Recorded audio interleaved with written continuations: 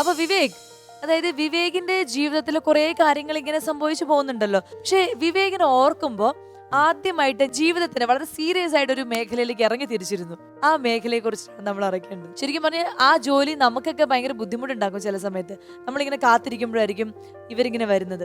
അപ്പൊ ഇവര് വരുമ്പോ നമുക്ക് ഓ വന്നല്ലോ അങ്ങനെയൊക്കെ തോന്നും. ഇപ്പൊ പ്രേക്ഷകർ വിചാരിക്കും ഈ കുറിച്ച് എന്തിനെ കാര്യം പറയണെന്ന്. എനിക്കും അങ്ങനെ തോന്നുന്നുണ്ട്. എനിക്ക് മനസ്സിലായില്ല എന്തുവാടാ നീ ആദ്യമായിട്ട് ഒരു റെപ്രസെന്റേറ്റീവ് ജോലിക്ക് കയറിയത്. ഓക്കെ, അതന്നെ, അതിനെ കുറിച്ച് പറ. മെഡിക്കൽ റെപ്രസെന്റേറ്റീവ് നമ്മൾ കൂടുതലും സയൻസ് പരമായിട്ടുള്ള സംഭവങ്ങളാണല്ലോ. ആദ്യത്തെ ഇന്റർവ്യൂ ഒക്കെ വളരെ ലളിതമായിരിക്കും. അതങ്ങ് മുകളിലോട്ട് പോകും തോറും ടഫായിട്ട് കൂടിക്കൊണ്ടിരിക്കും. അപ്പം അങ്ങനെ ഇന്റർവ്യൂ എല്ലാം കഴിഞ്ഞ് ജോലി കിട്ടി. അതിന് ഒരാഴ്ച കഴിഞ്ഞതിന് ശേഷം ഞാൻ വർക്കിനിറങ്ങിയപ്പോൾ ഒരു ഭയങ്കര സംഭവം ഉണ്ടായി. എന്താണ്? നമ്മള് ശരിക്കും നമ്മളെ പ്രോഡക്ട്സ് ഈ പറഞ്ഞ ഡോക്ടേഴ്സ് വളരെ തിരക്ക് പിടിച്ച സമയങ്ങളായിരിക്കും. ഡോക്ടറെ കാണാൻ വേണ്ടി റൂമിൽ കയറി ഞാൻ ഈ പറഞ്ഞ പ്രോഡക്ട്സ് എല്ലാം ഫുൾ അതിന്റെ റിയാക്ഷൻസ് ഒക്കെ എല്ലാം പുള്ളി ആ ബാഗും സംഭവമൊക്കെ എടുത്ത് നീ എന്നെ പഠിപ്പിക്കാൻ വന്നതാണ്, വന്ന് നിന്റെ പ്രോഡക്റ്റ് മാത്രം പറഞ്ഞങ്ങ് പോയാൽ മതി, അല്ലാതെ കാര്യങ്ങൾ ഇതൊന്നും പഠിപ്പിക്കാൻ വേണ്ടി നിൽക്കുന്നുണ്ട്. ഞങ്ങളോ പുറത്ത് ശരിക്കും പറ്റുന്ന സിനിമയെ കാണുമ്പോൾ ആദ്യം നോക്കുമ്പോഴത്തേക്കും പുറത്ത് ഒരു ബാഗ്, പിന്നെ ഒരു ബുക്ക്, അതിനുശേഷം ഞാൻ പുറത്തേക്ക്. അതിനുശേഷം അതായിരുന്നു ഫസ്റ്റ് എക്സ്പീരിയൻസ്. അപ്പൊ ഇനി നമുക്ക് റിനിഷയിലേക്ക് പോവാം. അതായത് റിനിഷയുടെ ഒരു ഈ സിനിമ സീരിയൽ ഈ ഒരു മേഖലയിലേക്കുള്ള ഒരു എൻട്രി, കടന്നു വരവ്, ഇതേപോലെ എന്തെങ്കിലും ബുദ്ധിമുട്ടുകളൊക്കെ അനുഭവിച്ചാൽ അത് വളരെ ഈസി ആയിട്ട്? ബുദ്ധിമുട്ടല്ല, ഇപ്പൊ ആലോചിക്കുമ്പോ ഭയങ്കര കോമഡി പോലെ ഉണ്ട്. പക്ഷെ ആ സമയത്ത് ഫേസ് ചെയ്യുമ്പോൾ ഭയങ്കര ടെൻഷനായിരുന്നു. നമ്മളിവിടെ ഷൂട്ട് കഴിഞ്ഞിട്ട് ഒരു ദിവസം ബ്രേക്ക് എന്തോ കിട്ടിയപ്പോൾ ഇവിടെ അടുത്തുള്ള ബീച്ചിലേക്ക് പോയി. കൂടെ അമ്മൂമ്മയുണ്ടായിരുന്നു. അപ്പോൾ ബീച്ചിലേക്ക് പോയപ്പോൾ കുറേ പേരൊക്കെ വന്നു.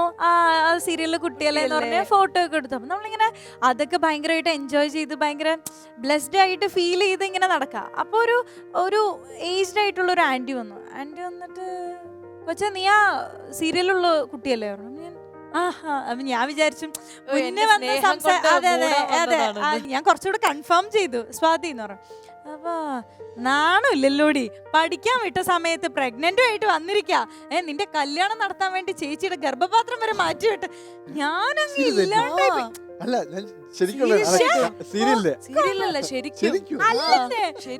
രണ്ടാളും കൂടിയിട്ട് ഇത് പറ്റില്ല കേട്ടോ.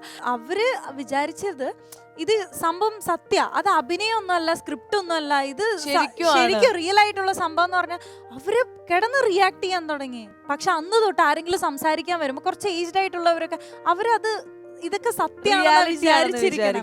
നമ്മൾ ചെയ്ത ക്യാരക്ടർ സക്സസ് ആയി പക്ഷെ അംഗീകാരം വയലന്റ് ആയ പ്രശ്നം കേട്ടോ. സൂരജേട്ടന് പിന്നെ അങ്ങനെ ഒന്നും കേൾക്കേണ്ടി വരില്ല, ഫുൾ സ്നേഹം, പോസിറ്റീവ് അല്ല. കാരണം ഇങ്ങനെ ഇതേപോലെ ഒന്നല്ല ഈ സ്വഭാവം അവിടെ എടുത്തിട്ടില്ല. ഭയങ്കര നല്ലൊരു ഭർത്താവായിട്ട് ഇങ്ങനെ വിലസായിരുന്നു. ശരിക്കുള്ള സ്വഭാവം അതല്ല എന്നറിയാവുന്ന കുറച്ച് പേര് ഉണ്ട് പുറം ലോകത്തുണ്ട്. ഓക്കെ, നമുക്ക് റിനിഷയുടെ ഒരു രണ്ടുപേര് പാട്ട് കേട്ടാൽ വല്ല ബുദ്ധിമുട്ടുണ്ടാവോ? ഏയ് എനിക്ക്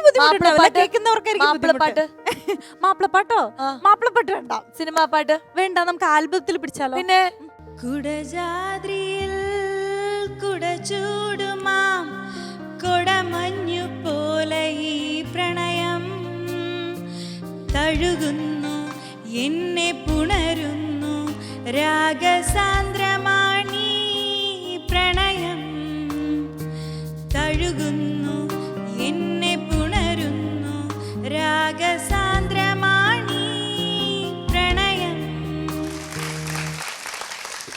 പ്രണയം എന്ന് പറയുമ്പോൾ നമ്മൾ പറയുമ്പോ തന്നെ ഒരു കാര്യം ചെയ്യാന്നുള്ളതാണ് ഇവിടത്തെ ഒരു നിയമം. അല്ലാണ്ട് അതിൽ തെറ്റ് ശരി സംഗതി കണ്ടുപിടിക്കുക. കുട്ടി പാട്ട് നിർത്തുന്നതിന് മുമ്പേ കൈയടിച്ച് നിർത്തിപ്പിച്ചു കളഞ്ഞു. അല്ലെങ്കിൽ എന്റെ വെള്ളിയോട് വെള്ളിയിരുന്നില്ലായിരുന്നോ? അല്ല അങ്ങനെയല്ല, പ്രണയം എന്ന് പറഞ്ഞപ്പോ ഞാൻ വെച്ചത് ലാൻഡിങ് പോർഷൻ. അതെനിക്ക് ഉപകാരമായി, എനിക്ക് ഒബ്ജക്ഷൻ ഇല്ല. പ്രണയത്തിൽ നമുക്ക് അങ്ങ് നിർത്താം. ഓക്കെ.